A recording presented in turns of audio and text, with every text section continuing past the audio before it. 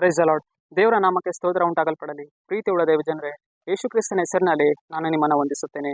ಕೀರ್ತನೆಗಳು 84ನೇ ಅಧ್ಯಾಯ 5ನೇ ವಚನದಲ್ಲಿ ವಾಕ್ಯ ಈ ರೀತಿಯಾಗಿ ಬರೆಯಲ್ಪಟ್ಟಿದೆ. ನಿನ್ನಲ್ಲಿ ಬಲವನ್ನು ಹೊಂದುವ ಮನುಷ್ಯರು ಧನ್ಯರು ಎಂದು ವಚನ ಬರೆಯಲ್ಪಟ್ಟಿದೆ. ಅಂದರೆ ಪ್ರೀತಿ ಉಳ್ಳ ದೇವ ಜನರೇ, ದೇವರಲ್ಲಿ ಬಲವನ್ನು ಹೊಂದುವ ಮನುಷ್ಯರು ಏನಂತೆ, ಅವರು ಧನ್ಯರಂತೆ, ಅವರು ಭಾಗ್ಯಶಾಲಿಗಳು ಎಂದು ಇಲ್ಲಿ ವಚನ ಹೇಳುವಂತದ್ದಾಗಿದೆ. ನಾವಿವತ್ತು ಅನೇಕವಾಗಿ ನಾವೇನ್ ಮಾಡ್ತೇವೆ, ಬಲವನ್ನು ಹೊಂದಿಕೊಳ್ಳುವುದಕ್ಕೆ ಅನೇಕವಾಗಿ ಪ್ರಯತ್ನ ಮಾಡ್ತೇವೆ. ಆದರೆ ದೇವರಲ್ಲಿ ಒಂದು ಬಲವನ್ನು ಹೊಂದಿಕೊಳ್ಳುವಾಗ ನಾವೇನಾಗ್ತೇವೆ, ಧನ್ಯರಾಗಿ ಮಾರ್ಪಡ್ತೇವೆ. ಇವತ್ತು ಲೋಕದಲ್ಲಿ ನೋಡುವಾಗ ನಮ್ಮನ್ನ ಬಲಪಡಿಸುವುದಕ್ಕೆ ಅನೇಕ ಮಾರ್ಗಗಳು ಉಂಟು. ಹಣದ ಬಲ ಆಗಿರಬಹುದು, ಆಸ್ತಿ ಬಲ ಆಗಿರಬಹುದು, ಮನುಷ್ಯನ ಬಲ ಆಗಿರಬಹುದು, ಅನೇಕ ಉಂಟು. ಆದರೆ ಅವುಗಳು ನಮ್ಮನ್ನ ಏನ್ ಮಾಡುವುದಿಲ್ಲ, ಧನ್ಯರನ್ನಾಗಿ ಮಾರ್ಪಡಿಸುವುದಿಲ್ಲ.